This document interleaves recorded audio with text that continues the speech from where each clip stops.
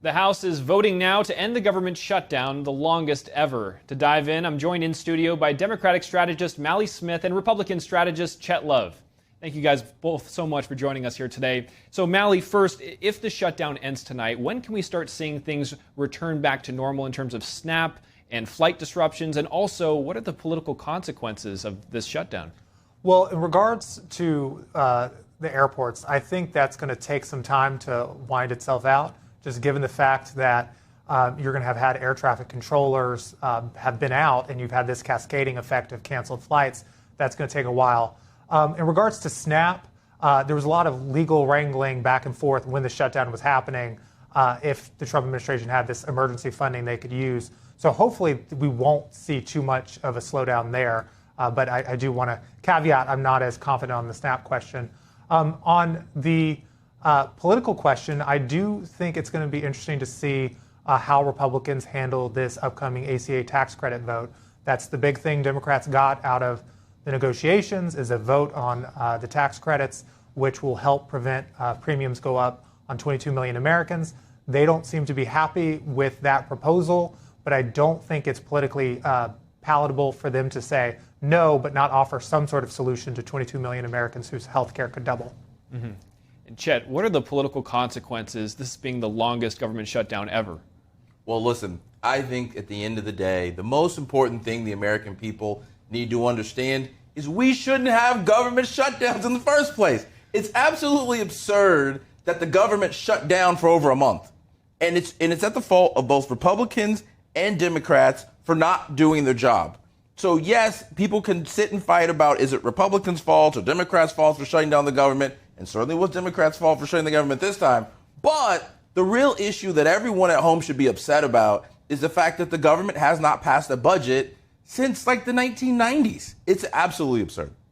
Right. The continuing resolution just keeps getting kicked down the road. House Minority Leader Hakeem Jeffries says that he's pushing for a 3-year extension on the Obamacare tax credits set to expire this year. Chet, Democrats will need Republicans, about 4 Republicans, to join them to pass that. How do you see those negotiations going? What are Republicans' alternative plan to lower premiums for Americans? So I think there needs to be a larger question about health care. And Republicans are not against providing health care for Americans. What people really need to understand is that these specific subsidies were set during COVID and they were set to expire this year. They were not meant to last forever. And so I do welcome an opportunity to have a robust conversation about how we can benefit and help the average everyday American. But the reality is we also have to pay for it. And we have a national debt where we're taking on trillions of dollars a month, where we're continually putting ourselves more and more debt. And that's driving inflation as well, making things like healthcare unaffordable for a lot of Americans. So what Democrats are doing, quite frankly, is irresponsible, is that they want to simply have one conversation about one small particular area, which is only going to affect about 6% of America, where we should be having a more robust conversation in terms of putting together a budget and figuring out comprehensive strategies around how we're going to deal with healthcare in the United States. Mally, your response? Well, I do think we need to have a comprehensive approach. We have millions of folks who are uninsured, even with Obamacare. So I certainly think there are ways we can improve it. But the issue we have at hand is that, yes, these tax credits are going to expire, and it is true they were temporary, but Trump's tax cuts for billionaires were also temporary. But President Trump acted in pretty quick speed to make sure those were fully renewed, along with other tax cuts as well. So Americans have come to rely on these tax credits. I think there are questions on how we implement it and what we can do to improve Obamacare beyond that. But I do think it's a tough sell when inflation is going up. When President Trump was inaugurated, inflation was 2.3%. It's 3% now. So healthcare is a big driver of folks' budget. So I just think we need to find some sort of solution there. I don't know if it's 3 years. Chuck Schumer put a 1-year proposal on the table. I don't think Republicans really care about the years. Like, it could be 1 year, it could be 6 months, it could be 3 years. They seem to just not like the idea, period. And the idea that Trump threw out was these giving cash directly to consumers, but that isn't really thought through because, again, you need it to be tied to getting health care, because if you get a couple $1,000s and you don't have health care and then you have cancer, you're kind of out of luck. That's not going to work. What about the idea that these were made during a COVID era period, these tax subsidies? What are Democrats' response to that they put the sunset date to be this year, Mally? Yeah, I mean, but this is a common thing in budgeting in our country. The Trump administration put their tax cuts to expire this year as well, because to make it permanent, it's just a much harder legislative ask. So they usually time these things. You can't make the argument that these were supposed to be COVID era relief. But I would also say, too, as folks are struggling economically, I just don't think it's the time to pull that back. Sure. And as far as in January, they're going to have to do a whole vote on this again. How do you see that playing out, Chet? So first of all, I think we need to address the idea about Trump's tax cuts to millionaires and billionaires. Based on the IRS, millionaires and billionaires are still paying 63% of total income taxes every year. So there is still a fair share that's being paid there. I think as we think about what's going to go on into January, the problem is that Congress is not going to pass a budget. We're going to continue to have these shutdowns or threats of shutdowns, and we need to be pushing everyone to work more collaboratively on a bipartisan basis. And if we need to get rid of the filibuster in order to do that, that needs to be done. The American people want real budgets. They want real security. They do not want this situation. It's terrible what happened to average everyday Americans in terms of losing SNAP. But the reality is you had tons of Americans all across this country for the last month being completely inconvenienced, not having enough resources and support. I know myself and other of my friends were having to loan our friends money just to be able to pay some of the bills while the government shut down for other government employees while this shutdown was happening. So, yeah, absolutely. So you mentioned the filibuster. I wanted to dig into that a little bit. As far as, Mally, what's your take on should Republicans or when Democrats, take back the House and Senate, if that's in the future, would ending the filibuster be something that they would want to do?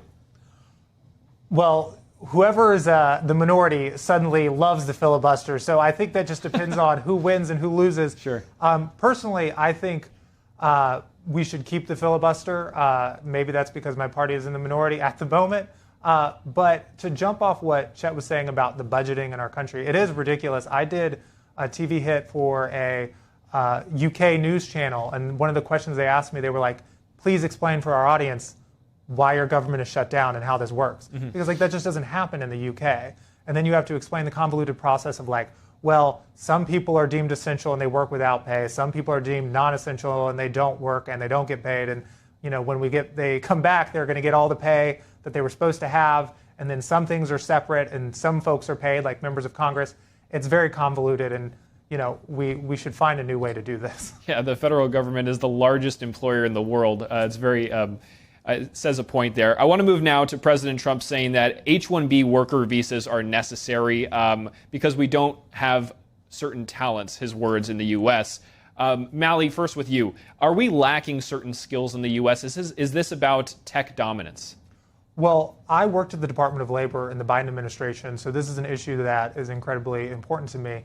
And it's a tough time for U.S. workers. We know in October, 11,000 jobs were lost a week, according to ADP.